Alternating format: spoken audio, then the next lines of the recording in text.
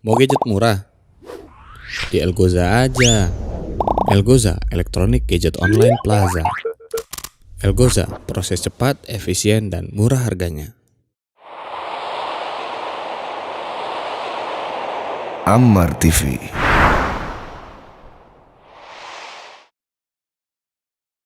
Kepada kita oleh Allah untuk mengucapkan salam hormat kepadanya, maka sangat wajar kalau kita selalu membacakan salawat dan taslim kepada Nabi besar Muhammad sallallahu alaihi wasallam.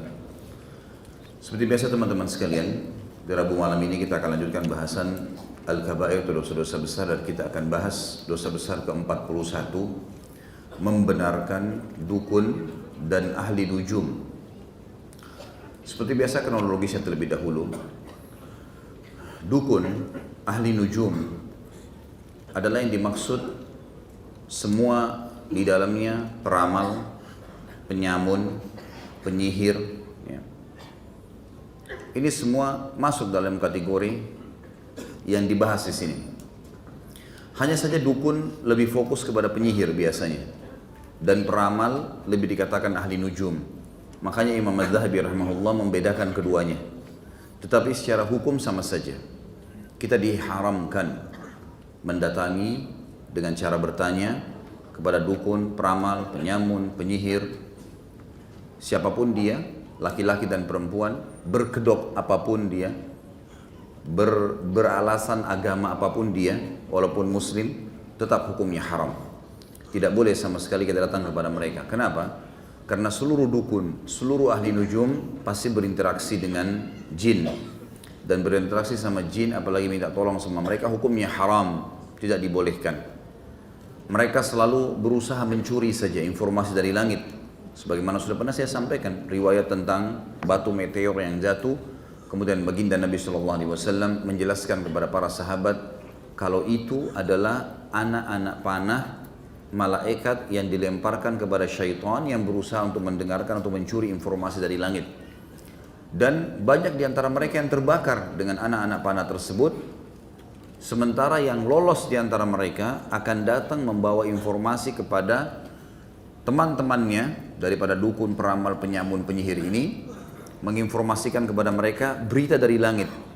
Kata Nabi SAW, dan dari 100 berita, 99 semuanya dusta. Hanya satu yang benar. Yang benar pun itu karena dia mencuri informasi dari langit. Kalau hadis ini sudah jelas bagi kita teman-teman dengan sanad yang sahih, lalu untuk apa seseorang di antara kita masih pergi untuk meramal tangannya, meramal wajahnya, meramal nasibnya, dan bergantung pada nujum? Nujum adalah bintang-bintang. Seperti sekarang, dari kecil kita sudah dicekoki. Kamu bulan sekian, lahirnya berarti bintang kamu ini, bintang kamu itu. Dan tidak sedikit di antara kita beli majalah hanya untuk membaca terkaan ahli nujum ini. Diterkalah warna favoritnya bulan ini, diterkalah rezekinya, diterkalah jodohnya, diterkalah makanan favorit, dan segala macam hal. Dan ini teman-teman dari zaman dulu, dari zaman orang-orang filosof dari Yunan, mereka sudah melakukan, dan mereka percaya semua itu, bintang-bintang Sagittarius lah, Taurus dan semuanya adalah nama-nama dewanya mereka. Dan kalau antum masih menarik dan percaya, itu berarti percaya sama dengan dulu orang-orang yang tidak punya Tuhan. Mereka percaya dengan dewa-dewa. Semua itu tidak benar. Dan semua itu diharamkan. Tidak dibolehkan teman-teman sekalian. Seorang muslim punya pondasi dasar. Sesuatu yang telah berlalu, yang dia kerjakan, kalau baik dia bersyukur. Kalau salah dia minta maaf sama Allah. Clear bagi dia. Sesuatu ke depan, dia dioptimiskan dalam syariat untuk berbuat. Buat, selama masih bernafas, lakukan. Wa qul malu, kata Allah. Fasayarallahu amalakum wa rasuluh. Berbuatlah, beramallah, maksimalkan. Allah dan Rasulnya akan melihat perbuatan kalian. Artinya Allah SWT akan menilai itu. Rasulullah SAW nanti hari kiamat bertemu dengan kita dan tahu, oh ini hamba, ini pengikutku, ini umatku yang patuh, dan ini umatku yang tidak patuh. Ya. Kata Nabi SAW dalam hadis lain, kalau di tangan seseorang di antara kalian ada bibit yang dia mau tanam dan dia tahu besok terjadi kiamat, tetap ditancapkan. Tidak ada kata pesimis dalam Islam. Semuanya optimis, semuanya yakin dengan beramal. Tidak ada sesuatu yang ditebak-tebak, tapi sesuatu yang pasti. Rutinitas kita sudah jelas, mana yang wajib, mana yang sunnah, mana yang haram, mana yang makruh, mana yang mubah. Kita sudah tahu semuanya. Dari makanan, dari minuman, dari pergaulan, dari pendapatan, semua kita sudah diberitahukan dalam syariat. Maka orang muslim tidak butuh peramal. Untuk apa diramal teman-teman sekalian? Untuk apa datang kepada orang-orang yang menebak-debak, tidak jelas? Padahal kita sudah tahu. Masa lalu kita kalau salah, ada syariat menjelaskan, ini salah loh kau berbuat, zina, bohong, riba, dan seterusnya. Caranya, taubat, clear. Kita berbuat amal soleh, kita sempat sholat, alhamdulillah, syukuri. Saya akan terima hasilnya hari kiamat. Tidak ada tebak-tebak ini pasti. Allah tidak akan pungkiri janjinya. Sesuatu yang masa depan, lakukan yang terbaik. Sampai dikatakan dalam pepatah bahasa Arab, kalau hari ini lebih baik daripada kemarin, kau telah beruntung. Dan kalau seandainya hari besok lebih baik daripada hari ini, kau adalah orang yang paling sukses. Karena sesuatu yang kalah bagi seorang muslim. Semuanya jelas bagi dia. Tidak butuh nujum, tidak butuh terkan-terkan bintang. Bisa benar, bisa salah. Terlebih lagi memang mendatangi mereka, konsultasi dengan mereka, coba-coba bertanya pada mereka, hukumnya dosa besar. Kalau percaya, kafir, keluar dari agama Islam. Kita akan bacakan dalil-dalilnya. Imam Az-Zahabi rahimahullah mengangkat dalil pertama adalah surah Isra ayat 36. A'udzu billahi minasyaitonir rajim wa la taqfu ma laysa laka bihi ilm. Al-ayah, dan janganlah kamu mengikuti sesuatu yang kau tidak mempunyai ilmu tentangnya. Maksudnya kata ulama tafsir adalah selain ilmu syar'i. Enggak usah diikutin. Sudah tidak jelas, tebak-tebak nasib. Dan subhanallah pasti di belakang mereka penipuan. Enggak ada dukun yang tidak menipu, mustahil menipu. Menipu dengan suara, menipu dengan gerakan, menipu dengan pemandangan, menipu dengan segala macam. Allah sebutkan dalam Al-Quran itu. Penyihir Fir'aun dikatakan yukhayyalu min sihrihim annaha tas'a. Mereka selalu memperlihatkan sesuatu dengan sihir mereka seakan-akan itu bergerak. Memang begitu, seakan-akan itu nyata. Tapi semuanya dusta. Dan kita sudah dilarang dalam agama untuk mengikuti mereka. Di sini dilarang mengikuti semua ilmu yang keluar dari hukum syariat atau bertolak belakang dengan hukum syariat. Kalau urusan ilmu dunia dan ilmu dunia itu bermanfaat, punya maslahat ketemu dengan hukum syariat, maka itu dibolehkan. Sampai ulama membagi dua, mengatakan ada ilmu yang bermanfaat, ada ilmu yang tidak bermanfaat atau mendatangkan dosa. Ilmu bermanfaat adalah ilmu syariat atau semua ilmu yang bermanfaat bagi manusia, pengetahuan umum dan seterusnya. Tapi ilmu yang haram adalah ilmu sihir, ilmu ahli dukun, ya, nujum, yang memang mereka bekerja sama dengan para jin yang diharamkan dalam syariat berinteraksi sama mereka. Allah sengaja buat tidak kelihatan supaya jangan berteman, jangan bergaul, jangan menikah, tidak usah dipanggil. Kalau datang diusir, nggak ada hubungan sama kita. Dan saya sudah pernah bilang teman-teman sekalian, jangan lintas alam, nggak perlu lintas alam. Kita manusia, ini alam kita sekarang. Inilah makanan kita, inilah udara kita, inilah cara kita membangun bangunan. Beginilah Allah memberikan kepada kita. Tidak perlu lintas alam. Hewan kalau mau makan, dia terekam mangsanya, baru dia makan mentah-mentah. Manusia nggak bisa. Nggak usah lintas ke alam hewan. Kita jijik nantinya. Alam kita tidak. Diberikan perasaan, diberikan ilmu oleh Allah sehingga kita masak, kita berikan garam, kita berikan ini, kita berikan itu supaya kita bisa rasa beda. Jin pun begitu. Alamnya berbeda. Makanannya beda dengan makanan kita. Dimensi waktu berbeda, postur tubuh berbeda. Untuk apa? Ada orang mau ngetes-ngetes, sengaja mau panggil syaitan, sengaja mau nikah dengan syaitan. Untuk apa ini? Bukankah sering dibuatkan begitu di acara-acara media kita? Dibuatkan acara sengaja manggil syaitan, sengaja direkayasa seperti syaitan itu ada, mengganggu. Ada semua itu teman-teman sekalian. Makin dibuat itu makin jadi-jadi mereka. Sebagaimana Allah sebutkan dalam surah Jin yang pernah saya sebutkan, orang-orang Arab jahiliyah, mereka kalau safar, mereka selalu berkata pada saat sebelum Nabi SAW diutus, dan sebelum mengingatkan mereka karena wahyu belum turun, mereka selalu kalau tiba di sebuah lembah, mereka ngambil setengah bekalnya, pimpinan kafilah itu, lalu kemudian dia berkata pimpinan kafilah, hai penjaga lembah, ambillah setengah bekal kami, jangan ganggu kami. Padahal sebenarnya tidak ada apa-apa di lembah itu. Nggak ada apa-apa, akhi, kalau antum jalan sendiri, nggak ada apa-apa, nggak ada masalah. Coba antum duduk di situ, antum duduk, tidur, nggak ada apa-apa, sama sekali. Syaitan cuma membisikkan saja, tidak lebih daripada itu. Menakut-nakuti. Kalau kita berani, dia tidak bisa buat apa-apa. Maka Allah mengatakan fazaduhum rahaqa. Maka syaitan-syaitan itu makin mengerjain mereka. Kalau kita takut, maka dia akan jadi-jadi. Ini nanti mungkin di sana ada terdengar suara ya. Oh nanti ada cangkul di belakang rumah saya ya. Nanti ada suara bayi di atas atap saya ya. Nanti apalah segala macam khurafat yang dia karang sendiri. Syaitan tunggangi. Makin jadi. Makin kita anggap dia lemah, maka makin lemah dia. Seperti itulah. Jadi harus difahami teman-teman sekalian, tidak boleh sama sekali kita masuk ke alam itu. Tidak perlu.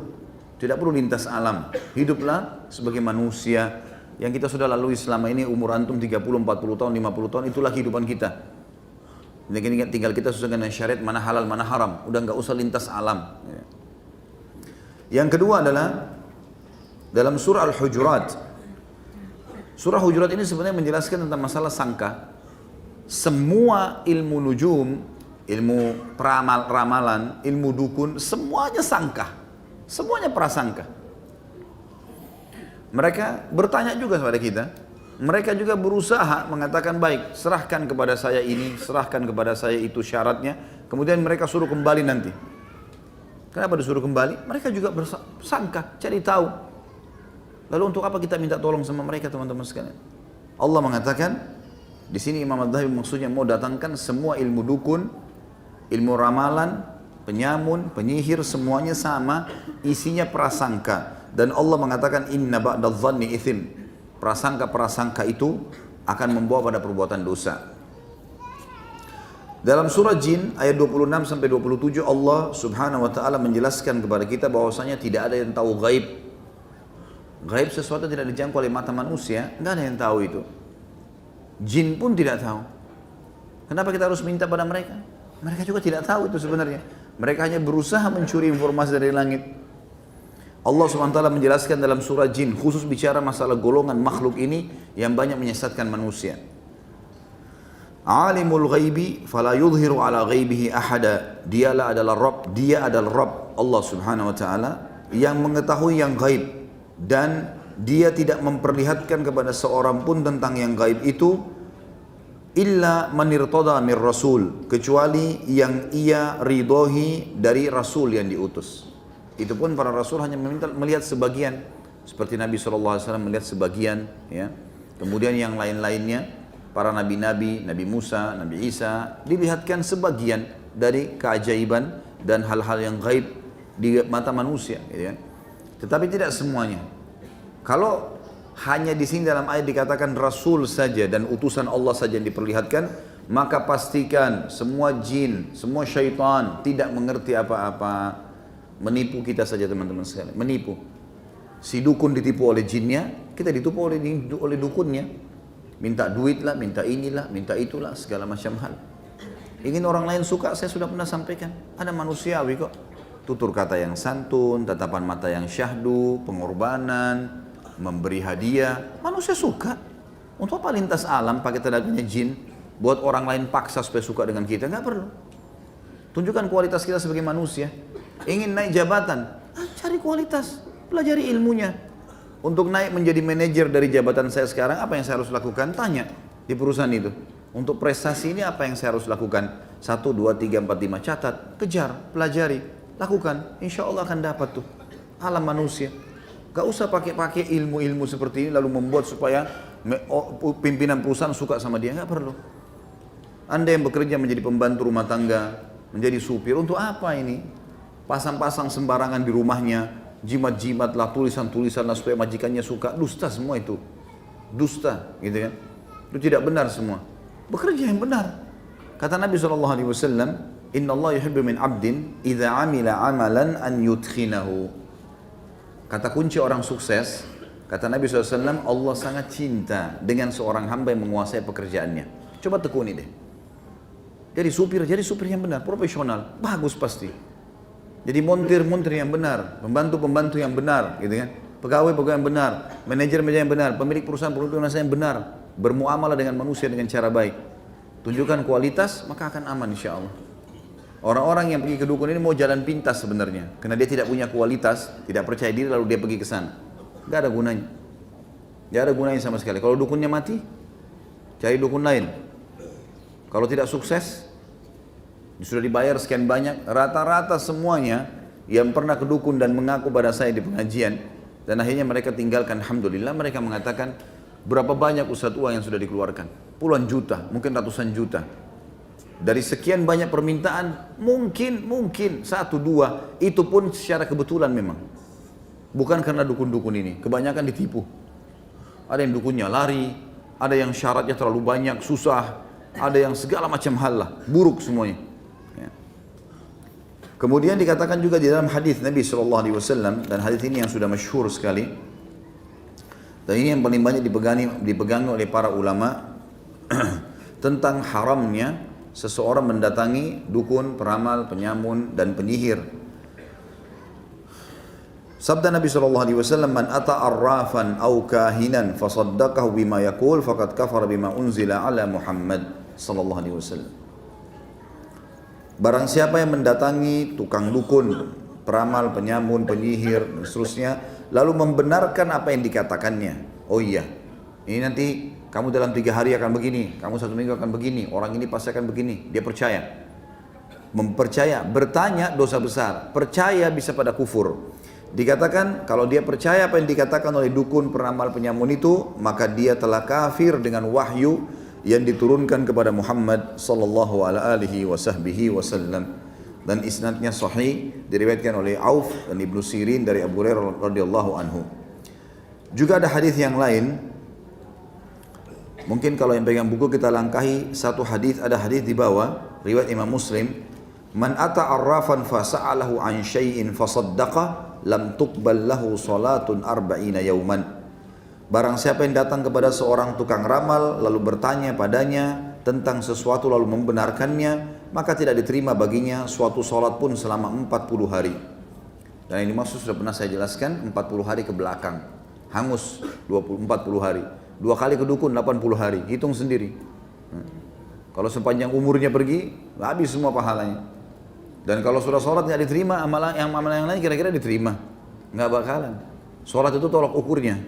Karena sholat awal amal dihisab hari kiamat. Kalau dia aman, aman semuanya. Kalau dia salah atau dia kurang, maka mengganggu amal yang lain. Gitu kan?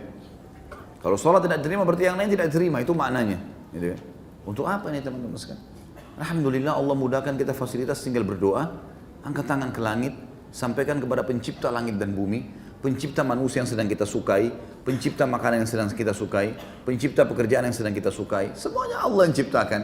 Minta kepada dia, Allah lunakkan, Allah berikan insya Allah. Enggak ada yang mustahil. Kenapa harus melalui dukun-dukun ini? Mereka sudah dibayar, Allah SWT tidak butuh dibayar. Allah malah murka kalau kita tidak minta doa. Maka kuatkan tauhid teman-teman sekalian, bertauhid, mengisahkan Allah SWT, selalu hanya bergantung pada Allah.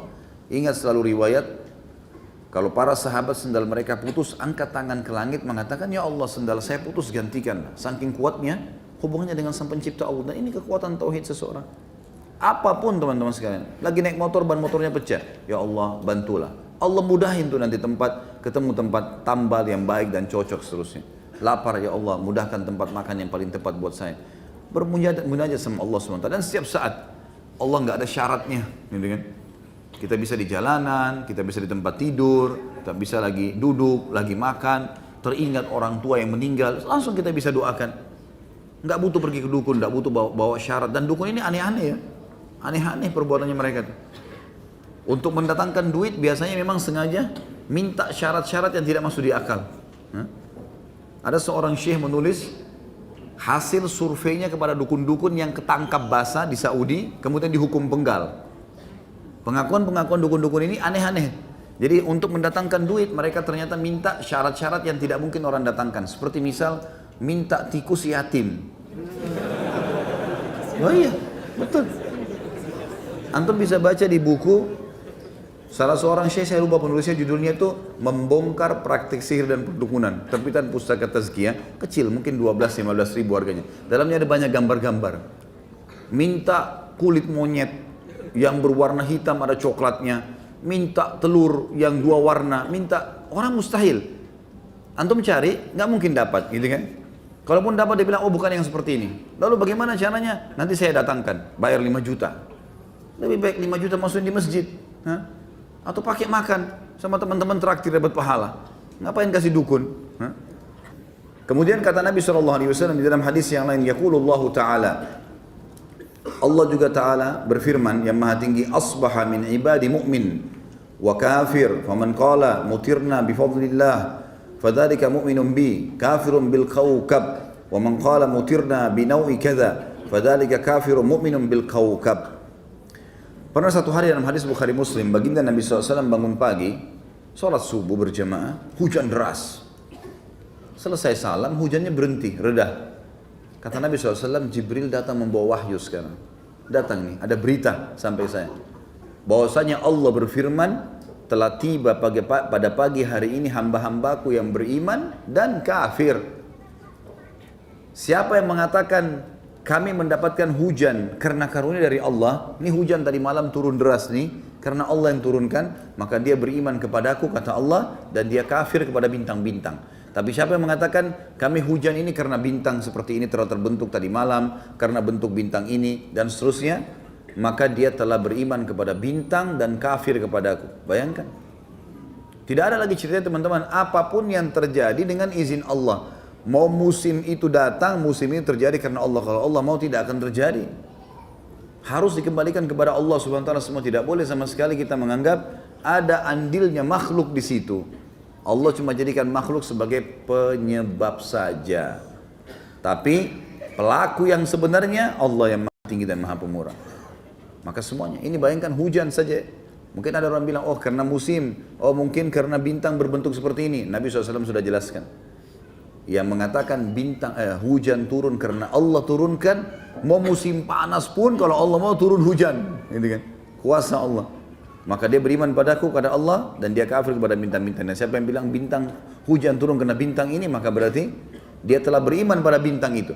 Dia mengatakan bintang itu punya kekuatan dan dia telah kafir kepadaku. Kemudian dalam hadis yang lain, mungkin kalau ada yang mengatakan, saya kalau cuma baca buku ramalan, ya, ramalan bintang lah, mungkin nama-nama bintang tadi, Sagittarius lah, apalah segala macam nama-nama khurafat ini. Kalau saya cuma percaya itu saja kok, saya tidak datang ke dukun, cuma baca majalahnya saja. Saya cuma baca, masuk di HP saya program, saya download, kemudian saya ikutin ramalan-ramalan tersebut.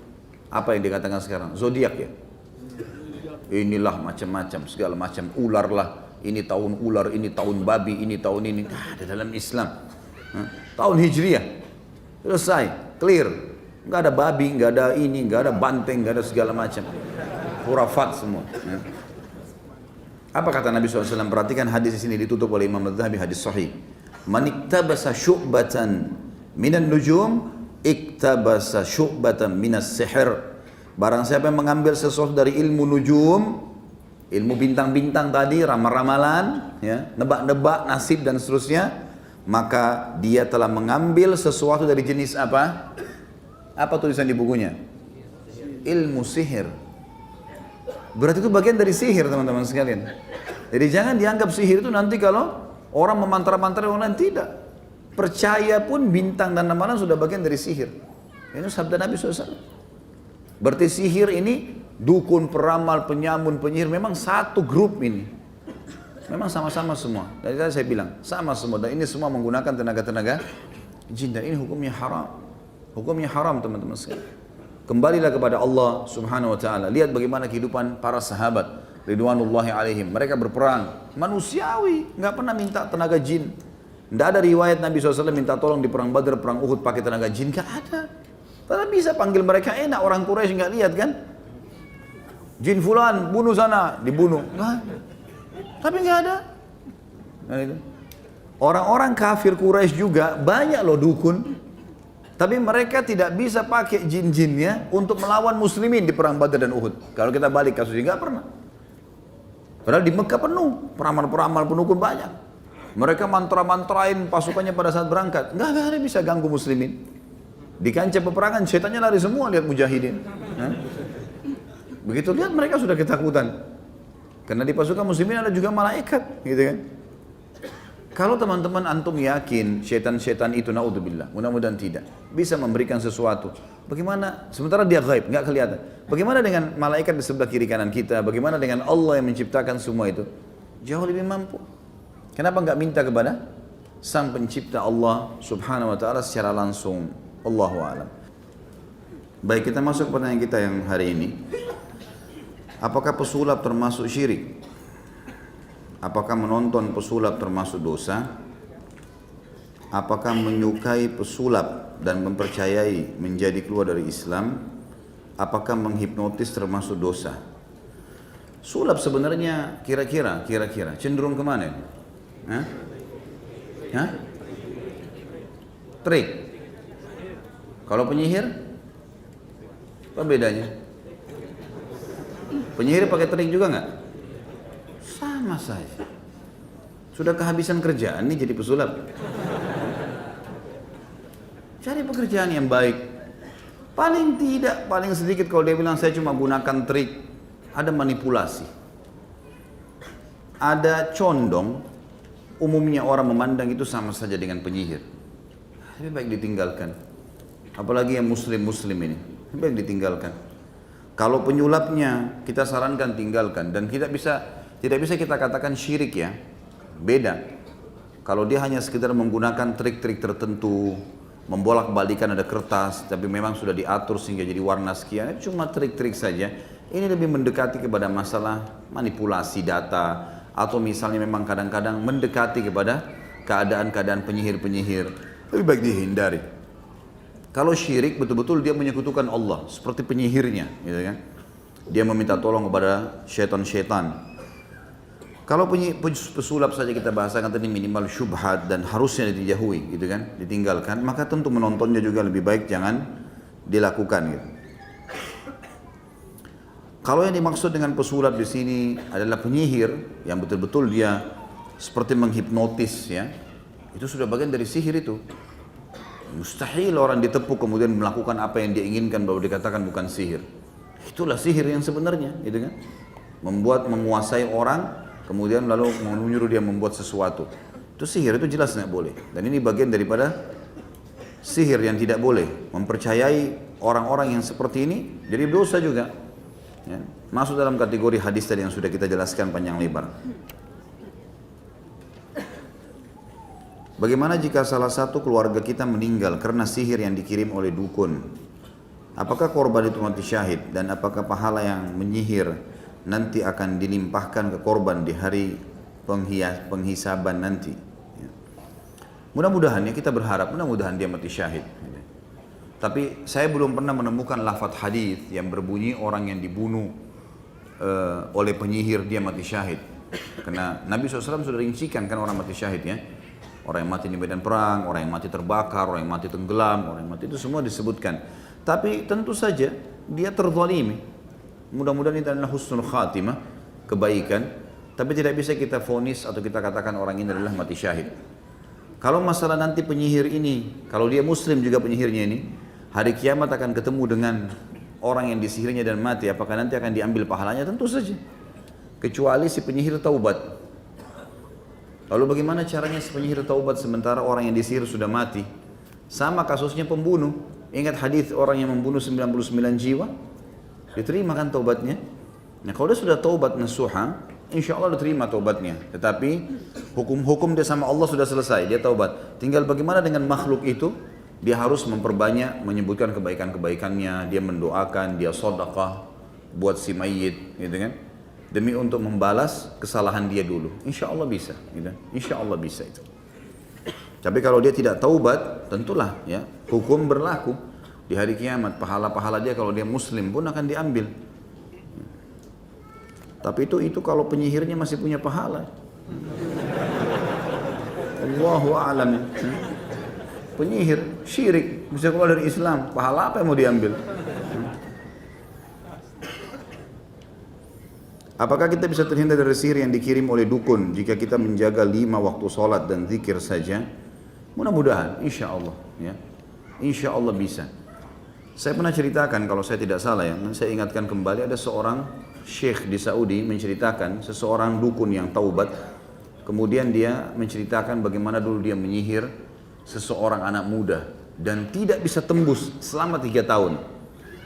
Kemudian dia sudah taubat orang ini, lalu dia ceritakan, dia bilang, setelah saya konsultasikan dan saya tanyakan saya cari tahulah kenapa anak muda ini nggak kena sihir. Maka pengakuan semua syaitan yang bekerja sama dia, kalau anak muda yang sedang disihir itu yang tidak bisa tembus sihir itu, setiap habis sholat wajib selalu baca ayat kursi. Sunnah Nabi SAW baca ayat kursi kan?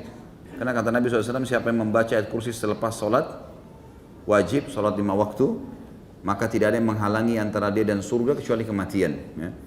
Nah ini ternyata menjadi penghalang, tameng. Tentu saja semua amal soleh insya Allah, zikir pagi sore yang kita baca, kita sering membaca muawwidzat, ya, qul a'udzu birabbil falaq, qul a'udzu birabbin nas. Ini akan menjadi tameng yang sangat kuat. Dia tidak bisa masuk, tapi dia akan bisa masuk kalau orang itu terus berusaha dan di saat-saat kita lalai, di saat-saat kita lalai. Ya. Lalu teman-teman sekalian, untuk masalah sihir ini saya sarankan hindari semua fasilitas yang bisa membuat mereka menguatkan sihirnya.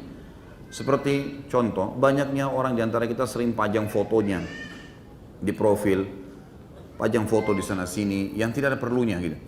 Maka itu bisa diambil dan dijadikan sebagai bahan sihir. Gitu. Atau mungkin kita sendiri berinteraksi dengan orang-orang yang memang kita tahu orang ini sebenarnya bisa berinteraksi sama alam-alam itu. Gak usah dijadikan sebagai teman. Jadi memang kita jaga jarak sama mereka. Jangan ada masalah, jangan ada konflik, supaya jangan mereka buat sihir itu. Walaupun kita tidak takut, kalau terjadi insya Allah kita hadapi karena kita punya ruqyah, ada pengobatan syariah yang bisa kita lakukan. Tapi kita menjaga lebih baik daripada mengobati. Ya. Kita menjaga kesehatan lebih baik daripada mengobati penyakit pada saat kita sudah sakit. Maka ini lebih baik kita hindari interaksi sama orang. Jadikan semua teman-teman kita, sahabat-sahabat kita memang orang-orang yang beriman kepada Allah, yang sudah tahu hukum-hukum syar'i. Seperti antum misalnya teman-teman ikhwah dan akhwat sudah hadir di pengajian, itu teman-teman kita.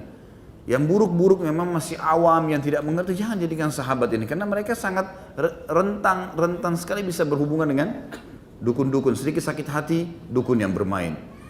Cinta ditolak, dukun bermain. Ini apa ini semua? Dukun-dukun terus gitu kan. Bagaimana dengan orang-orang yang mengaku ustadz atau kiai? Apa ini? Mereka memakai ayat-ayat Al-Quran dalam meramal. Ini dari mana ini? Ayat Al-Quran dipakai meramal. Saya belum pernah temukan ada Al-Quran bisa dipakai meramal ini. Kalau ini pun dilakukan sama dia, dan ternyata ayat-ayat Al-Quran itu, dia biasanya gini, umumnya dukun-dukun dan penyihir itu, mereka kalau mau mengelabui pasiennya, kalau orang ini ada sedikit condong ke agama, dia ingin dengarkan baca ayat, misalnya qul a'udzu birabbil falaq, dia keraskan sedikit suaranya di situ. Nanti kalau sudah masuk ke mantranya, suaranya hilang, disembunyikan sama dia, sehingga orang terkelabui seakan-akan oh ini juga baca ayat. Padahal sebenarnya bukan itu, mereka menyihir. Yang saya tahu alhamdulillah para ustadz, para kiai yang benar-benar rabbani, patuh kepada Allah Subhanahu wa taala, memahami agama ini yang benar, tidak mungkin mereka pakai Al-Quran untuk meramal, mustahil. Karena Al-Quran bukan ramalan, Al-Quran sebuah informasi pasti. Gak ada yang tidak jelas. Umat sebelum kita, kejadian yang sedang kita lalui, apa yang akan terjadi akan masa depan, semuanya jelas. Yang berlalu sudah dibuktikan tentang kaum-kaum yang disiksa oleh Allah, gitu kan. Kemudian ada situs-situsnya, ada peninggalan-peninggalan seperti Fir'aun, ya, seperti Namrud, banyak peninggalan, ada peninggalannya. Kemudian yang terjadi sekarang, syariat yang kita sedang terapkan ada, kita tahu mana hukum halal haramnya Allah, lalu yang masa depan ke surga neraka juga sudah disampaikan. Gak ada ramalan di situ. Untuk apa dia pakai meramal nih? Itu sudah jelas ini cuma menunggangi istilah suci ustadz atau kiai. Saya melihat ini istilah ini sangat luar biasa ya. Istilah ini adalah istilah yang kita anggap orang itu sudah sampai pada tingkat sangat dekat dengan Allah, punya ilmu agama sehingga kita berikan gelar ini.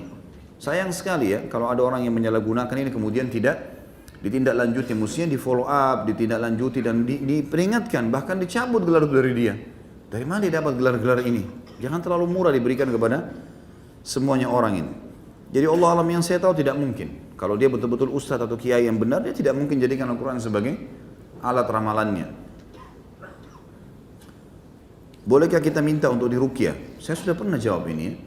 Tidak ada masalah. Enggak ada masalah.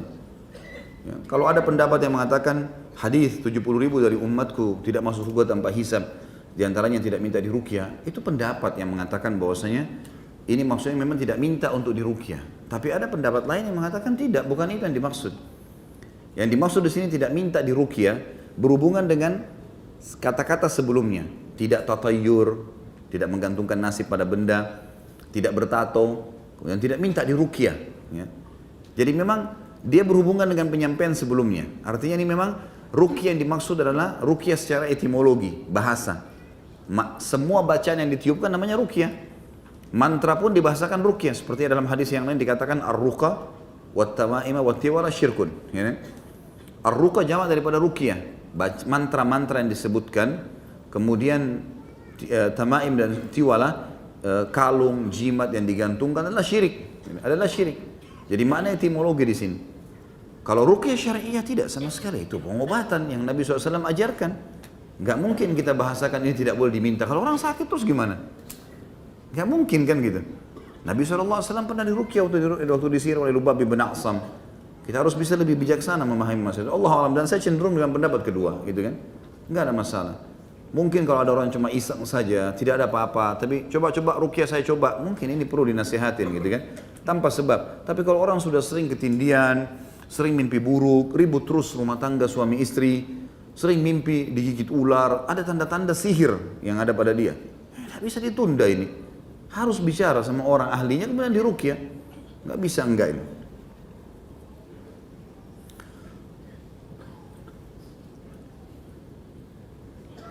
Bagaimana hukum konsultasi dengan ustadz yang sering memberikan terapi dengan ayat Al-Quran yang ditulis dan direndam dalam air dan sejenisnya, membuatkan ayat Al-Quran dan disimpan dalam dompet? Tidak pernah Nabi SAW ajarkan ini.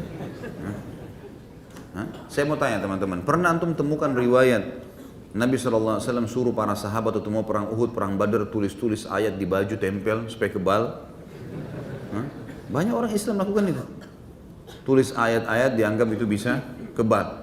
Kalau itu baik pasti sudah didahului kita oleh para sahabat.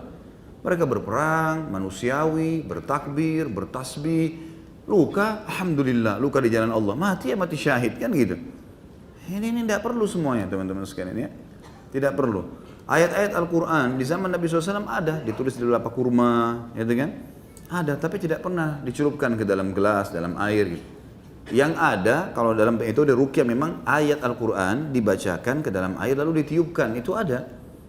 Itu memang ada, tapi kalau kayak gini dikatakan tadi kertas dicelupkan di dalam air atau potongan ayat Al-Quran ditaruh dalam dompet, ini tidak pernah ada anjuran. Al-Quran itu bukan ditaruh di dompet. Baca, dibaca, bukan ditaruh di dompet. Atau Al-Quran kecil sekali tidak jelas apakah itu benar Al-Quran atau tidak. Lalu digantung-gantung di leher, ini tidak pernah ada contoh gitu kan. Tapi kalau tetap ada orang mengotot lakukan, ya hak dia, silahkan. Daripada nanti dikira saya lagi nyerang, gitu kan? Ya silahkan lakukan semaunya deh, gitu kan? Saya mengingatkan apa yang saya tahu lebih baik dijauhi, karena ini tidak pernah ada contoh dari baginda Nabi SAW. Dan alhamdulillah Islam sudah jelas, Rasulullah SAW sudah jelaskan semua, maka tidak perlu kita tambah dan kurangi. Pak Ustadz, saya bekerja di gedung yang liftnya tidak ada angka 4, 13 dan lainnya. Bagaimana saya harus bersikap sebagai seorang muslim? Tidak usah diyakini, jangan ikuti keyakinannya orang yang punya building. Karena mereka anggap orang angka 4 itu angka sial. Tidak ada sial dalam Islam. Tidak ada hari sial, tidak ada waktu sial, tidak ada dalam Islam itu. Gitu kan? Yang ada hari lebih baik dari hari yang lain. Iya, waktu lebih baik dari waktu yang lain. Tempat lebih baik daripada tempat yang lain, itu ada. Seperti misalnya hari Jumat lebih baik daripada hari yang lain. Gitu kan? Itu jelas. Sepertiga malam lebih baik daripada waktu-waktu yang lain sepanjang hari. Mekah dan Madinah, Aqsa lebih baik daripada tempat yang lain. Itu ada. Tapi sial nggak ada. Makanya kata Nabi SAW, La tasubbud dahr. Allah SWT berfirman dalam hadis qudsi riwayat Bukhari, La tasubbud dahr fa innid dahr. Jangan pernah kalian mencaci maki atau menyalahkan waktu karena aku penciptanya, kata Allah. Jangan katakan sial. Gitu kan? Hari Selasa dianggap di Indonesia hari sial. Nggak benar ini. Jadi kalau ada orang kecelakaan hari Selasa, nah kan hari Selasa. Ada hubungannya. Kenapa hari Selasa? Pindah rumah bulan Muharram panas, nggak bisa. Bulan Muharram bulan suci. Kenapa nggak apa-apa kalau orang pindah? Nggak boleh menikah bulan Muharram. Kalau dia meninggal pas sebelum selesai Muharram, rugi kan nggak menikah. Belajarlah ilmu yang benar gitu kan. Ada syariat yang sudah jelas. Apa itu khurafat? Apakah benar itu adalah nama seseorang yang diculik ke alam jin, lalu setelah beberapa lama dikembalikan ke alam manusia? Dari mana ini? Ini yang disampaikan oleh antum itu khurafat. Khurafat itu kebohongan, kedustaan. Ini yang ditulis tadi contohnya, ini khurafat. Alhamdulillah terjawab sendiri. La ilaha illallah.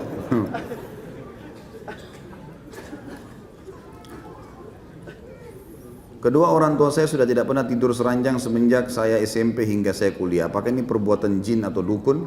Allahu a'lam. Bisa saja, bisa dari jin, bisa dari mereka sendiri. Mereka tidak mau lakukan, gitu kan? Tanya, Anda sebagai anak tanya, kenapa ayah nggak kumpul sama ibu? Kenapa begini? Kadang-kadang ada orang subhanallah begitu, dipermainkan oleh syaitan. Kalau apakah itu gangguan syaitan, perjuangan itu bisa jadi.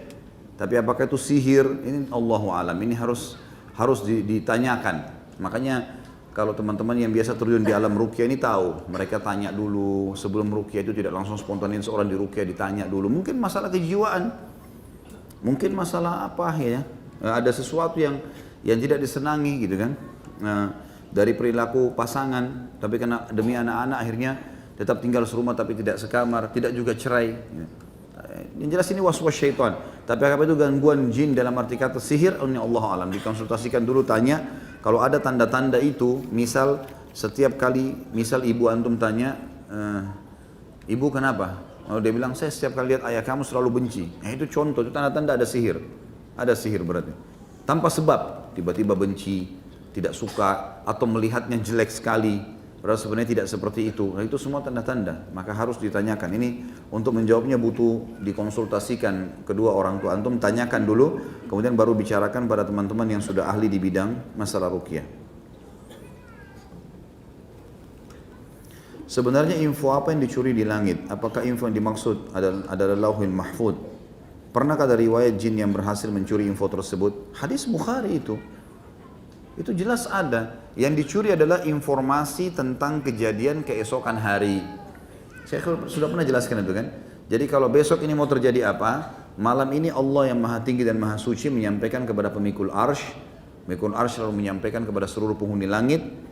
Maka penghuni langit membagi tugas, menjalankan tugas masing-masing dari malaikat. Yang mengatur kadar udara, kadar air, yang mencabut ruh, yang meniupkan ruh, yang segala macam, mengurus lautan, mengurus pohon-pohon, populasi manusia, populasi hewan-hewan. Ini kan butuh pekerjaan. Ini butuh orang, butuh yang mengurusnya. Itu tugasnya malaikat semuanya. Antum baca dalam surah dalam surah nomor 77 dan 79 menceritakan tentang masalah Al-Ma'arij dan Al-Buruj kalau nggak salah ya, menceritakan tentang masalah malaikat-malaikat ini. Mereka memang mengambil alih semua itu. Jadi syaitan ini mencuri informasi itu. Besok hujan di sana, besok ada yang mati, besok gempa. Lalu dia sampaikan kepada dukun-dukun menyampaikan kepada manusia supaya bisa mendapatkan keuntungan dunia. Itu maksudnya. Bukan Lauhul Mahfuz. Tidak ada hubungannya sama Lauhul Mahfuz. Lauhul Mahfuz itu tidak bisa sama sekali dijangkau oleh jin-jin itu. Saya melihat di YouTube penyihir atau dukun dipenggal kepalanya Ustaz. Karena dukun penyihir tidak diminta pertaubatannya. Apakah benar Ustaz? Iya. Siapapun dalam Islam yang kepergok sedang praktek perbuatan dosa besar, yang dosa besar itu memang hukum syar'inya kena kisos. Kepergok lagi mencuri, maka hukumnya dipotong tangannya. Kepergok lagi berzina, hukumnya dirajam kalau sudah nikah atau dicambuk. Hukumnya lagi bakar menyan, lagi nyihir orang, ketangkap. Ya semua hukum.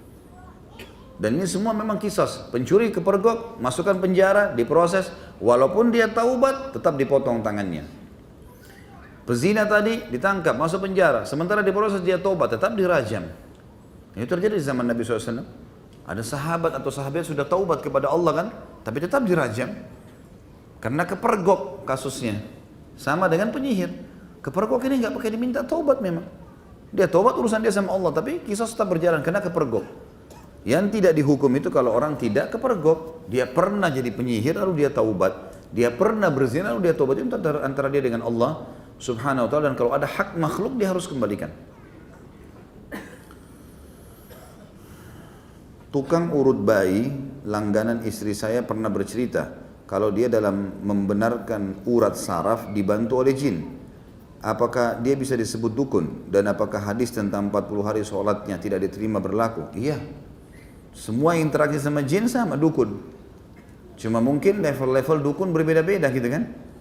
Mungkin ada yang lebih banyak menggunakan jin. Jadi Di alam dukun ini teman-teman sekalian, dalam penyihir ini, makin dia mengabdi sama iblis, naudzubillah, maka makin banyak pengikutnya atau pasukannya dari jin atau syaitan yang membantu dia.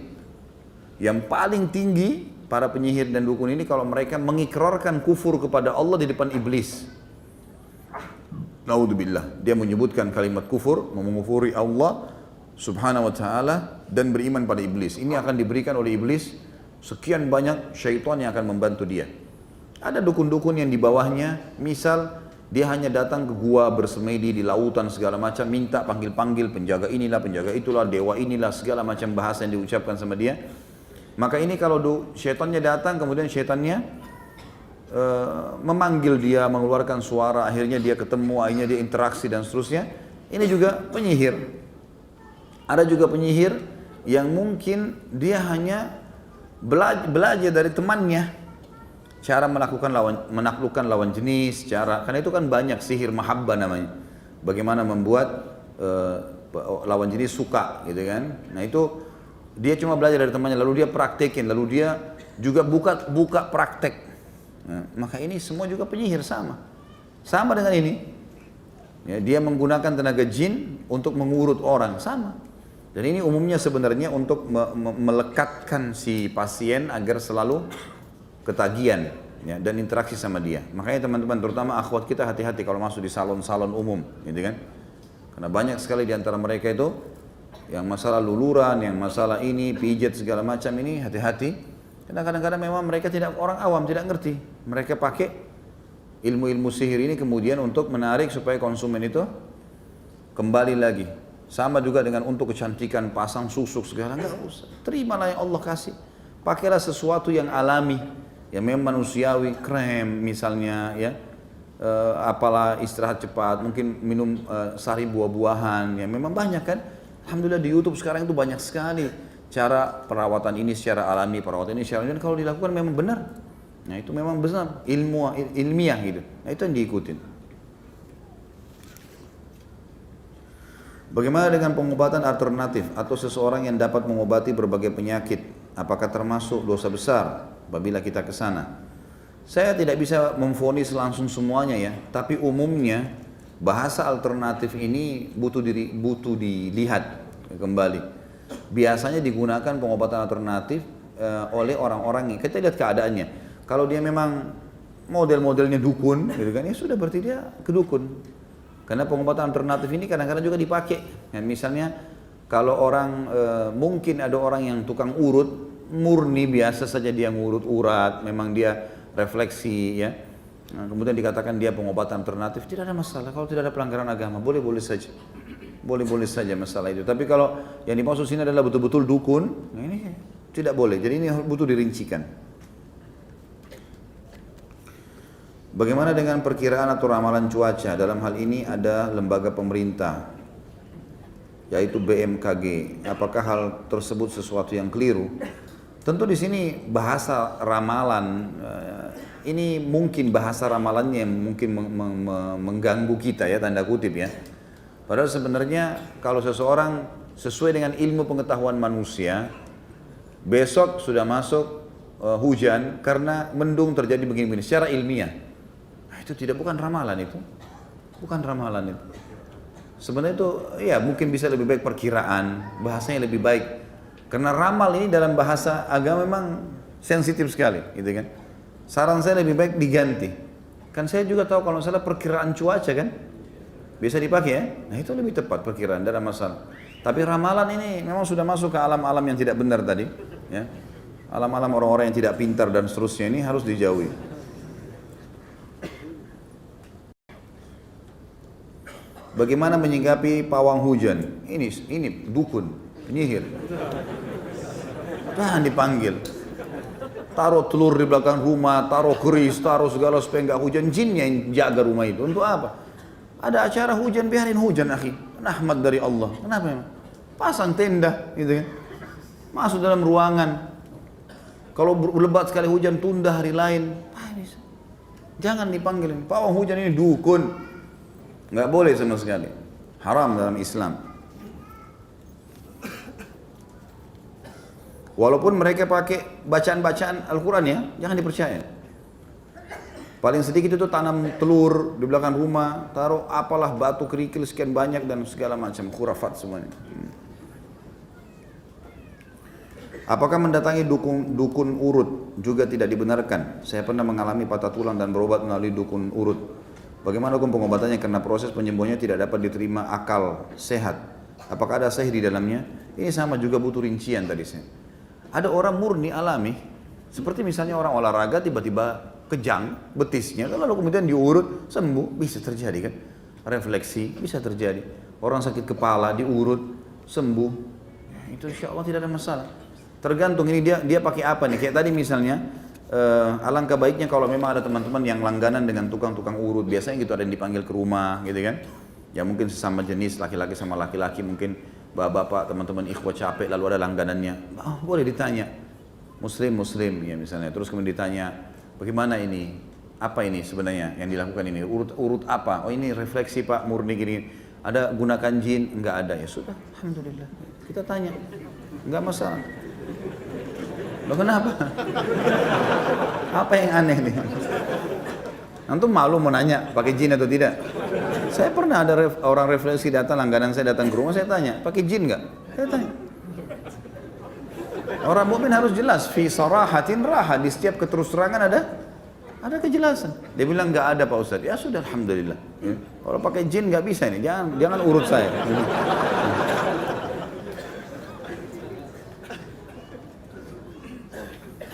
Bagaimana solusi untuk menghentikan kebudayaan yang bertentangan dengan syariat? Saudara saya ini dua pertanyaan ya. Tentu teman-teman sekalian, semenjak Anda atau Antum sudah belajar agama Islam, apalagi ikut kajian-kajian sunnah yang insya Allah kita usahakan murni kembali kepada wahyu Al-Quran dan sunnah, ada dalilnya kita kerjakan, tidak ada kita tinggalkan teman-teman sekalian, maka sudah harus difahami bahwa tradisi dan kebudayaan seorang muslim adalah Islam itu sendiri. Islam itu sendiri. Mulai sekarang jadikan Islam sebagai budaya antum, sebagai tradisi antum. Makannya makan Islam, pakaiannya pakaian Islam, pernikahannya pernikahan Islam, semua Islam. Yang bertolak belakang dengan Islam, kebiasaan suku saya kalau lagi acara telanjang pakai kain daun-daun saja nari-nari. Tinggalkan. Tidak bisa. Jangan dibilang ini budaya kita. Ya ini hati-hati, tidak bisa dikatakan. Dan tidak, apa gunanya kita pertahankan? Kita pamerkan pada dunia, oh kalau di Indonesia ada orang yang telanjang, kan tidak mungkin. Karena secara rasional saja gitu kan. Artinya bukan saya suruh hapus dan tanpa pertimbangan, tidak. Karena ini jauh lebih baik. Seorang muslim harus jadikan Islam sebagai tradisi dan kebudayaannya. Makanya setelah Jazirah Arab dan para sahabat masuk Islam, semua tradisi jahiliyah ditinggalkan. Semuanya. Nggak ada lagi bagi mereka kecuali Islam itu sendiri.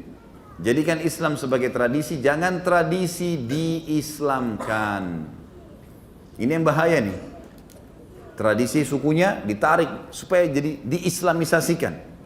Nggak bisa ini teman-teman sekalian. Nggak mungkin ketemu, gitu kan? Baju adat yang jelas-jelas pamer aurat misalnya lalu dikatakan ini bisa diislamisasikan, tidak bisa, susah. Gimana caranya? Tidak mungkin ketemu kan? Setelah Islam datang teman-teman memang sudah berubah semua, subhanallah. Cuma Islam saja, nggak ada lagi yang lain. Antum tidak butuh yang lain sudah. Jadikan Islam sebagai tradisi yang paling tepat. Saudara saya berprofesi sebagai dukun, bagaimana saya menasihatinya? Karena dia paman saya. Sampaikan apa adanya. Sampaikan duduk baik-baik. Kalau memang beliau suka baca buku, kasih hadiah buku, gitu kan. Ingat ya, setiap ada orang yang melakukan satu pelanggaran teman-teman sekalian yang sedang kita benci dalam agama adalah, Masya Allah, jangan tambah lagi. Cukup. Ini aja sudah, Pak Yoy sudah cukup. Masya Allah, jam berapa saya pulangin? Sampai mana tadi? Sampai lupa. Baik. Jadi kalau misalnya paman beliau suka baca buku, karena gini teman-teman, setiap ada orang berbuat salah tadi saya bilang, yang kita benci perilaku salahnya ya. Jadi paman antum jadi dukun ini, yang kita benci kedukunannya itu, perilaku dukunnya, bukan fisik paman atau status pamannya. Karena ini tetap suci dalam Islam, paman kita baik dalam Islam gitu kan. Dia manusia sama kita, anak Adam, Bani Adam, dia juga butuh hidayah. Maka perilakunya. Makanya kalau kita menasihatin orang, kita sedang nasihatin perilakunya, bukan dianya. Fahami dulu ini, sehingga kita tidak perlu takut Allah menyampaikan kebenaran. Karena kita sebenarnya bukan sedang mengganggu kepamannya dia. Ya, kedudukan dia sebagai paman, bukan itu. Kita sedang meluruskan kesalahannya saja. Nah tinggal retorika. Kalau dia suka baca buku, kasih buku misalnya kan. Atau kalau dia bisa dengar, atau mungkin memang kita dekat dengan dia bisa kita berikan nasihat, nontonkan ceramah-ceramah dari YouTube. Itu kan sangat besar sekali manfaatnya. Saya lihat banyak sekali ikhwan dan akhwat sampaikan ke saya, dia karena sering share ceramah-ceramah ke keluarga, ke teman-temannya, dan alhamdulillah responnya sangat besar. Ada memang 1-2 orang yang tidak nyantol dengan ceramah, tapi alhamdulillah yang lainnya jadi baik. Ya. Sambil juga didoakan. Tugas kita berikhtiar. Ma'alaika illal balagh. Kata Allah SWT kepada Nabi SAW, tugasmu hanya menyampaikan, hai Muhammad. Begitu juga kita. Ya. Ibu saya suka tiba-tiba menangis dan ketakutan. Dia merasa di hadapannya ada ular dan dia merasa ada di hutan. Pertanyaan saya, apakah itu sihir? Apa ada solusinya? Apa sihir dapat membunuh? Di tempat saya ada seseorang yang sakit dan mati karena sihir. Tentu saja sihir itu. Kalau sudah sampai pada tingkat itu sihir. Jelas dan harus berobat. Solusinya ruqyah. Ruqyah syariah saya sudah pernah dan saya sering pandukan.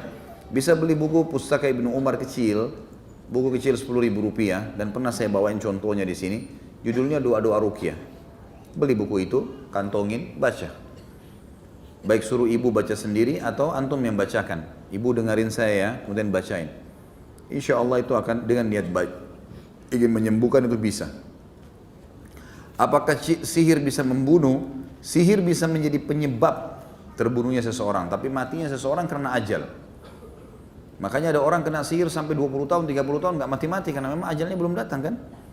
Dia bisa menjadi penyebab seperti tabrakan menjadi penyebab orang mati, tapi dia bukan mati karena tabrakannya, mati karena ajalnya.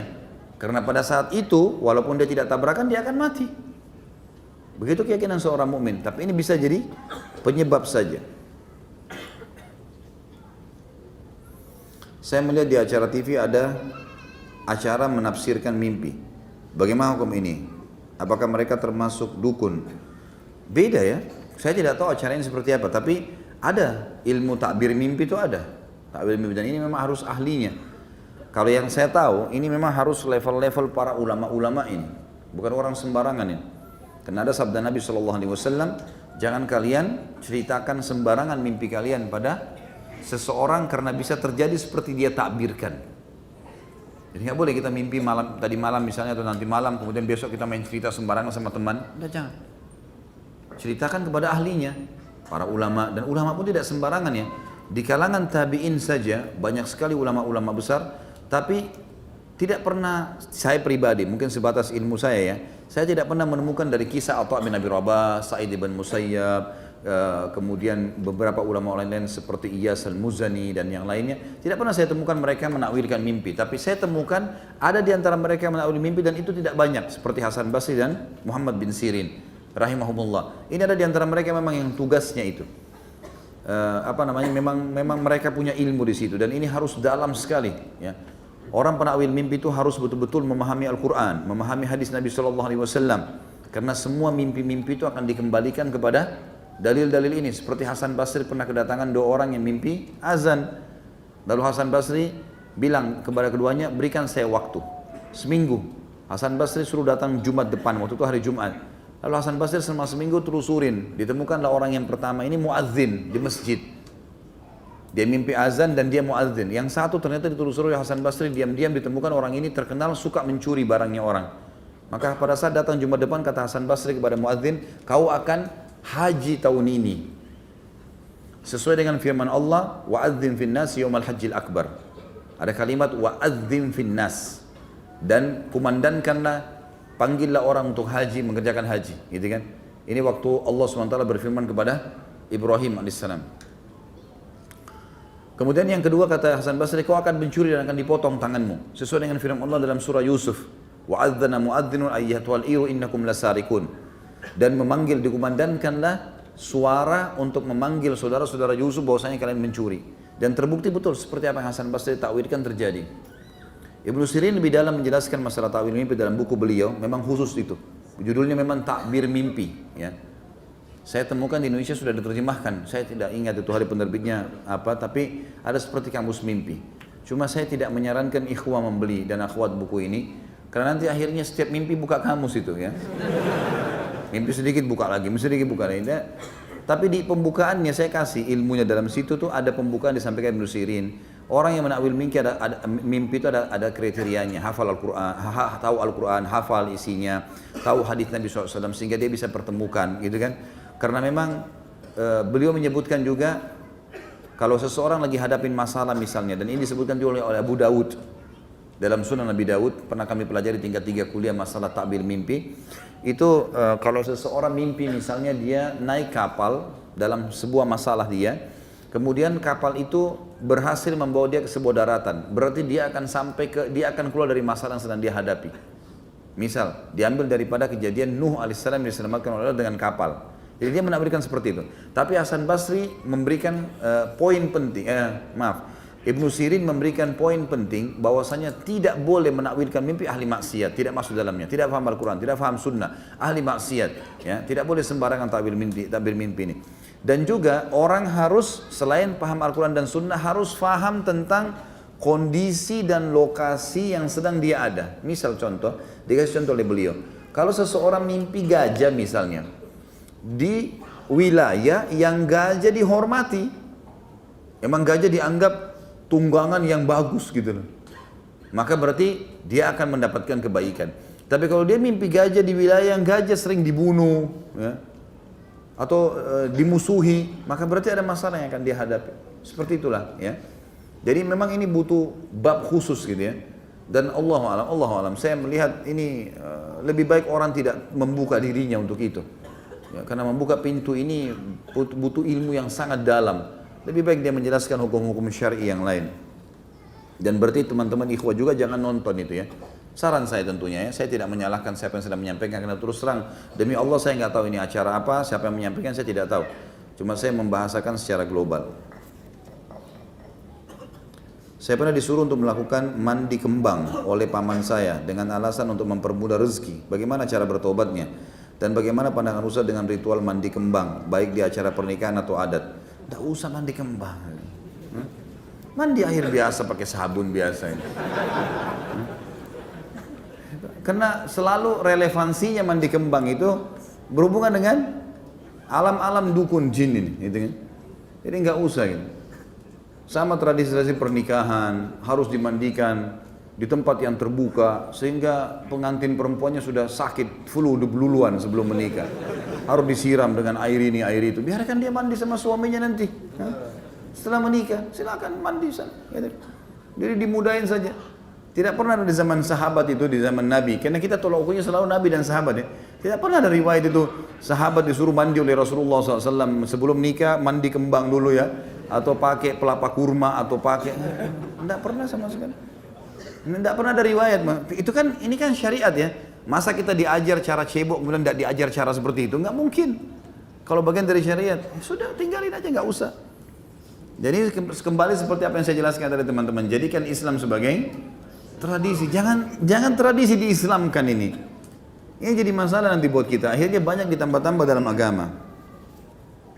Kalau bagaimana cara taubatnya, ini Allahu alam. Ini saya tidak tahu. Kalau memang tadi sudah dikatakan dimandikan untuk mendapatkan rezeki, berarti sebagian dari sihir ini. Retorikanya adalah dia bertobat kepada Allah Subhanahu Wa Taala dan coba dia ruqyah dirinya sendiri, baca beberapa ayat-ayat ruqyah, kemudian dia tiupkan ke telapak tangannya lalu diusap ke tubuhnya. Kalau dia merasa ada panas, ya, gatal, meriang, ya, maka itu berarti ada indikasi. Maka itu cukup diusap setiap hari insya Allah dengan ayat-ayat ruqyah, ditiup ke telapak tangan, diusap lagi dengan minta kepada Allah agar disembuhkan, insya Allah sembuh. Saya pernah membaca zodiak yang mempercayainya dulu. Apa saya harus bersyahadat lagi atau saya hanya bertaubat nasuha? Saran saya coba syahadat. Enggak ada ruginya syahadat gitu kan. Kita tidak tahu, subhanallah, mungkin terbatalkan keislaman kita pada saat itu. Dan memang harus syahadat kalau orang mau kembali. Saran saya, Allahu a'lam, itu yang saya tahu. Di rumah saya jika ada yang ingin mengadakan acara, contoh pernikahan beberapa hari sebelum acara, mereka datang ke tempat orang tua setempat atau kiai membaca Al-Quran kecil, lalu didoakan oleh beliau, dan ketika pulang Al-Quran tersebut diletakkan di atas pintu bertujuan agar saat acara tidak turun hujan. Apakah ini termasuk hal yang salah? Salah. Jelas salah. Nggak ada hubungannya Al-Quran ditaruh di atas pintu hujan tidak turun. Nggak ada relevansinya sama sekali. Sama dengan kalau pasang lukisan ayat kursi, saya pernah bilang walaupun 10 kali 10 meter, terus antum mengkhayal ini bisa ngusir syaitan. Nggak bisa teman. Ngusir syaitan kalau dibaca. Hah? Mau tahu kalau syaitan ada dekat Quran? Sekarang kalau antum tidak bisa tidur malam hari, ambil Quran coba baca. Ngantuk gak? Hah? Ngantuk gak? Kok ketawa sih? Yang buat antum ngantuk itu syaitan. Karena kalau nonton TV gak ngantuk. Baca Quran ngantuk, berarti ada syaitannya di situ kan? Ada syaitan. Jadi salah kalau orang bilang saya pegang Quran terus kemudian syaitannya terbakar gara-gara kesentuh Quran. Itu gak benar. Tapi kalau kita baca iya. Kita baca iya. Quran suci. Gitu kan? Tentu syaitan tidak bisa sembarangan menyentuh Al-Quran. Tapi kalau apakah begitu Al-Quran kita sentuhkan ke sebuah tempat lalu kemudian membakar syaitan, itu tidak pernah ada riwayat berhubungan dengan itu. Tapi baca iya, baca pasti membakar syaitan, nggak mungkin tidak. Ayat-ayat Al-Quran bisa memusnahkan dan membunuh syaitan itu. Ustaz, saya punya jimat ketika saya ikut pengajian, saya buang semua tanpa kecuali, tapi sebelumnya ada gotri. Apa ini gotri? Yang dimasukkan ke dalam tubuh saya, gimana caranya supaya saya taubat nasuha? Sama tadi ya, taubat nasuha, taubat kepada Allah SWT dengan 3 syarat. Imam Nawawi mengatakan tinggalkan dosa itu seketika, jangan lagi berhubungan dengan itu seperti tadi sudah diucapkan itu. Yang kedua sesal, yang ketiga janji sama Allah tidak mengulanginya. Di mana tempat yang ditanamkan? Mungkin yang dimaksud adalah mungkin benda dimasukkan, batu atau apa saja ke dalam tubuh seperti susuk dan seterusnya. Bacain ayat ruqyah di tempat itu terus menerus sambil diusap. Insya Allah keluar itu dengan izin Allah. Pengalaman-pengalaman selama ini keluar semua itu. Akan keluar. Kadang-kadang dia jatuh sendiri pada saat tidur, keluar dari tubuhnya, gitu kan? Maka itu insya Allah kuasa Allah bisa, atau dia keluar dari muntah, ya. Banyak terjadi. Allahu a'lam, itu yang saya tahu. Apa yang harus saya lakukan agar saya kuat menjalani ujian yang sedang melanda? Kadang saya merasa mengapa Allah tega memberikan ujian ini dan saya tidak tahu apa yang saya harus lakukan. Semua manusia dicoba, bukan cuma antum saja. Semua manusia punya cobaan. Ada di sini yang masya Allah dari selama hidup dari kecil sampai sekarang tidak pernah sakit, nggak pernah diganggu orang. Ada? Kalau ada luar biasa, silakan tampil di sini. Orang semua dicoba. Gitu kan? Ada cobaan yang datang memang untuk meninggikan derajat seorang mukmin. Minimal memberikan pelajaran. Orang kalau dapat cobaan teman-teman sekalian, dia kan jadi lebih pintar, punya pengalaman. Kayak antum pernah dicoba sesuatu apa sama Allah, kemudian sekarang sudah selesai masalahnya. Kita kan jadi tahu, dapat ilmu di situ kan. Jadi kadang-kadang ilmu itu melalui tulisan, kadang-kadang dari pengalaman. Mungkin teman-teman yang sering ikut pelatihan, cara yang paling efektif menanamkan sebuah poin pada seseorang itu ada pelajaran dengan tulisan dan ada pelajaran dengan praktek lapangan. Praktek lapangan ini punya pengaruh, itu maksudnya pengalaman. Seperti itulah kurang lebih. Memang pengalaman karena itu menjadi ilmu yang luar biasa. Makanya dikatakan pengalaman adalah guru yang paling baik, gitu kan? Karena itu luar biasa. Dan Nabi SAW menyebutkan masalah pengalaman, dikatakan tidak layak orang mukmin jatuh di lubang 2 kali. Di lubang yang sama 2 kali. Kemarin kita jalan di sini jatuh, hari ini kita sudah tahu ada lubang nih. Saya tidak akan lewat situ lagi, misal, gitu kan? Atau di situ ada sesuatu yang berbahaya buat saya, maka jangan kita lewat. Ya, sudah begitu kan? Jadi Allah alam ini cobaan itu bisa jadi peninggian derajat. Kadang-kadang ada derajat di surga, mungkin kita kata sebagian ulama ya, mungkin kita tidak bisa jangkau kecuali dengan 100 tahun sholat malam, 100 tahun puasa. Tapi kita umurnya cuma 60 tahun. Allah coba dengan penyakit 10 tahun, atau bangkrut usaha, atau ada masalah apa. Insya Allah dengan itu diangkat derajatnya. Diangkat derajatnya oleh Allah SWT. Yakinlah, hadis Nabi SAW, Allah tidak akan menguji seorang hamba melampaui kapasitasnya. Antum mampu laluin. Kan gitu. Tinggal bagaimana mempelajarinya. Oh ini saya sedang hadapi masalah ini. Kira-kira jalan keluarnya apa ya? 1, 2, 3, 4, 5. Sama kalau kita mau ujian. Besok kita mau ujian matematika. Kita pelajari bukunya. Teori ini, teori ini. Kemudian besok kita coba. Ya. Ada yang keluar kita jawab sesuai dengan apa yang kita baca. Seperti itulah. Ya. Jadi jangan protes Allah Subhanahu Wa Taala, karena Allah pasti sangat sayang dengan kita. Cobaan seberat apapun akan menjadi kasih sayang Allah. Kalau masih ingat saya pernah kasih contoh teman-teman sekalian. Pencuri pun kalau mencuri kemudian ketangkap, kepergok, dikeroyokin. Kalau saya pribadi berbicara, saya mengatakan kasih Allah sayang sama pencuri itu. Kenapa kira-kira teman-teman sekalian? Karena kalau dia nggak kepergok pada saat itu, kira-kira dia mencuri lagi nggak nanti? Nah, Allah buat dia kepergok supaya dia kapok. Jangan ulangi lagi. Kan gitu. Dan biasanya itu sebelum dikeroyokin itu pasti ada beberapa tahapan-tahapan, proses-proses di mana dia semestinya sadar dulu. Misalnya pernah dilihat oleh orang atau pernah ketangkap sekali tapi lolos, gitu kan? Sudah ada peringatan. Tidak mau sekalian Allah buat digebukin, gitu kan? Supaya dia berhenti.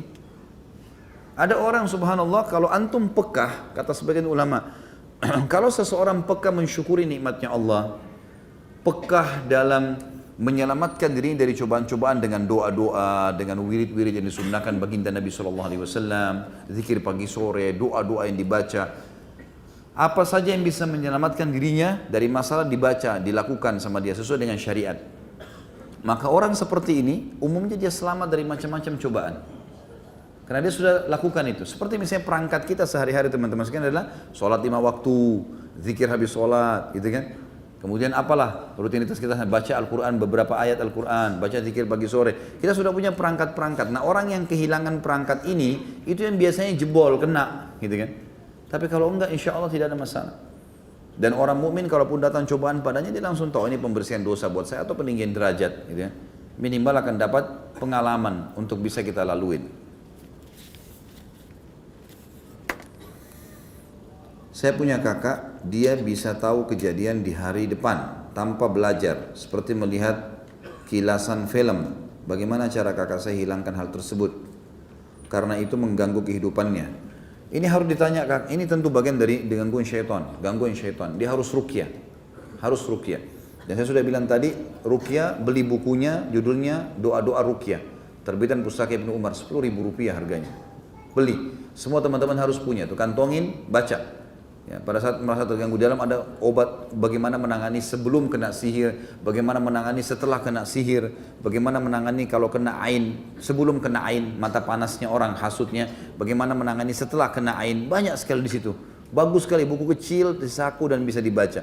Maka baca itu. Saya sarankan kepada kakak antum ini, kakak anda ini baca. Baca doa ruqyah itu sebelum tidur, dibaca, minta kepada Allah SWT agar disembuhkan. Ini gangguan syaitan ini. Harusnya dihilangkan ya.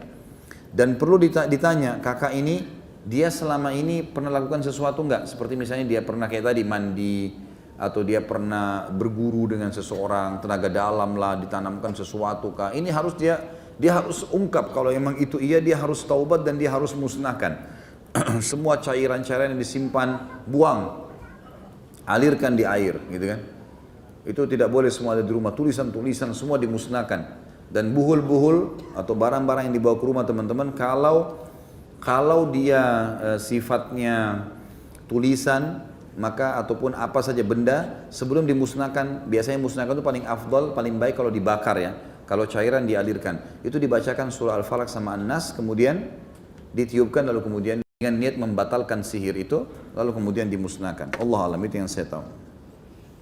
Saya punya saudara sepupu sudah lama tidak bertemu dan baru tahu dia sekarang jadi dukun. Bagi air, pijat, pasiennya banyak. Sebagai saudara harus bagaimana? Sama aja, nasihatin ya, nasihatin semampunya dan doakan. Selebihnya kita tidak bisa berbuat lebih daripada itu. Allahu a'lam. Banyak sekali pertanyaan malam ini. Bagaimana menyikapi keluarga yang masih percaya kepada peramal? Sama saja, nasihati ya. Bagus kalau semua begini pertanyaannya nih. Saya tinggal jawab, nasihati, selesai.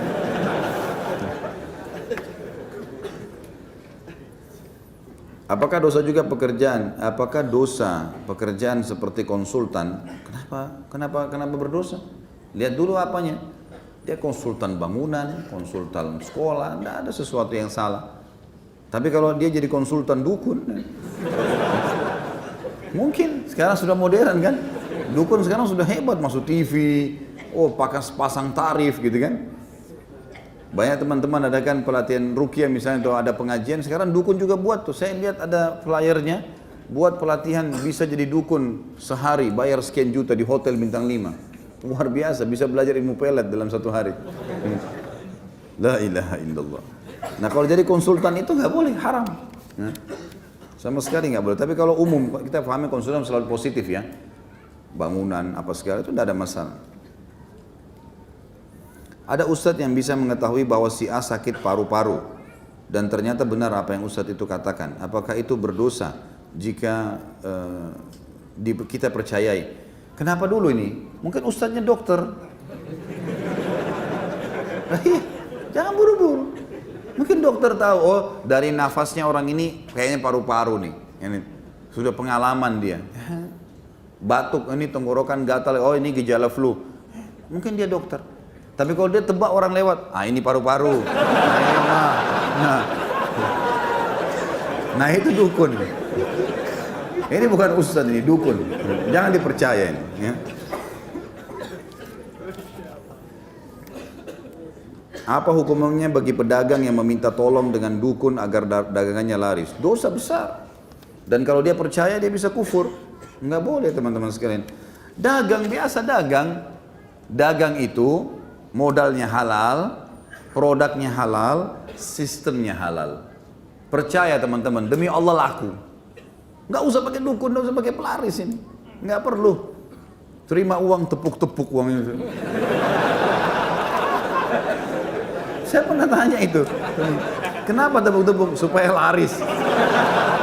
Apa hubungannya kertas bisa ngelarisin? Nggak ada hubungannya. Nggak ada hubungannya sama sekali.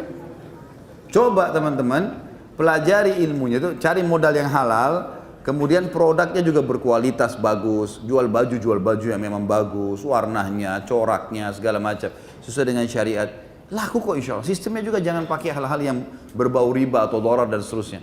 Insya Allah laku. Di Saudi dekat Masjid Haram, semua orang kaya raya itu banyak, nggak ada pakai pelaris tuh, dagang biasa, jual sandwich, jual jus, laku, orang laku. Kan gitu. Jadi tidak perlu semua ini teman-teman sekalian ya. Ini kayaknya tidak bisa dibaca semua ini. Bagaimana dengan adanya tentara jin dalam pasukan Nabi Sulaiman? Apakah itu termasuk syirik? Itu beda. Syariat Nabi Sulaiman AS beda dengan kita. Jangan disamakan. Dan itu mukjizat untuk Nabi Sulaiman AS dan bukan untuk umatnya. Tidak pernah Nabi Sulaiman bilang, saya pelihara jin, saya pasukan saya jin, bukan pelihara ya. Pasukan saya jin, Allah tundukkan, kalian juga boleh pakai jin. Enggak ada. Cuma Nabi Sulaiman AS saja. Karena memang Allah SWT menundukkan itu sebagai mukjizatnya. Ya bukan syirik di situ.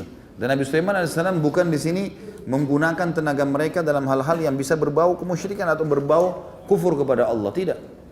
Mereka tunduk dengan hukum Allah Subhanahu wa taala. Dan ini berbeda ya. Ini sama, kalau minta air yang didoakan, sebenarnya tergantung teman-teman sekalian. Kalau kita bicara masalah bab ruqyah bisa masuk dalamnya.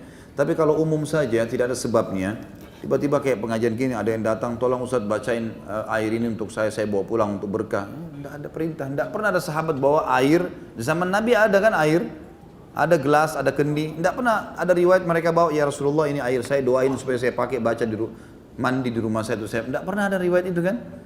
Tak pernah, jadi memang sebaiknya dihindari. Allahu a'lam, ini yang saya tahu. Bagaimana hukumnya menentukan hari tanggal baik untuk mengadakan suatu acara? Ini kembali kepada hukum tadi. Kalau misalnya dia kembali kepada syariat Allah, misal daripada hari lain, saya mau adakan acara saya hari Jumat aja deh, karena saya tahu hari Jumat hari yang mulia, hari yang terbaik. Kata Nabi SAW, hari Jumat adalah hari yang terbaik sepanjang penciptaan langit dan bumi. Memang ada hadisnya. Kalau cuma seperti itu nggak ada masalah. Tapi kalau penentuan tanggal, oh kalau tanggal 13 nggak baik, oh kalau tanggal 17 baik, atau apalah segala macam, ini khurafat semua nggak benar. Ini nggak boleh. Ini masuk dalam masalah tatayur, namanya menggantungkan nasib pada benda, dan ini tidak benar.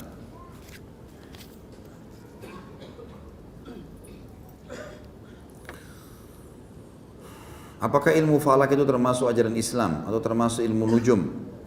Saya ini butuh rincian juga sama, harus ditahu ilmu falak yang dipelajari seperti apa dulu.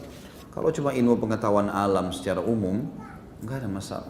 Pengetahuan umum, misalnya jarak matahari sama bintang, apalah segala pergantian siang malam, musim yang datang, segala macam lah cuaca dan seterusnya, ini adalah umum ilmu pengetahuan, tidak ada masalah. Tapi kalau yang dimaksud ilmu falak di sini ada berhubungan dengan masalah ramal-ramal tadi ya, atau menggunakan tenaga-tenaga jin, itu adalah hal-hal yang tidak boleh. Hai, sahabat Ammar TV, sudah lihat kan videonya? Masya Allah bukan? Insya Allah videonya bermanfaat ya. Yuk bantu dakwah kami dengan menyalurkan zakat, infak, dan sodako ke rekening kami. Insya Allah donasi teman-teman akan digunakan untuk biaya peralatan dan operasional dakwah Ammar TV. Terima kasih ya sudah nonton video kami. Jangan lupa like, komen, dan share video-video kami. Jazakumullah khairan.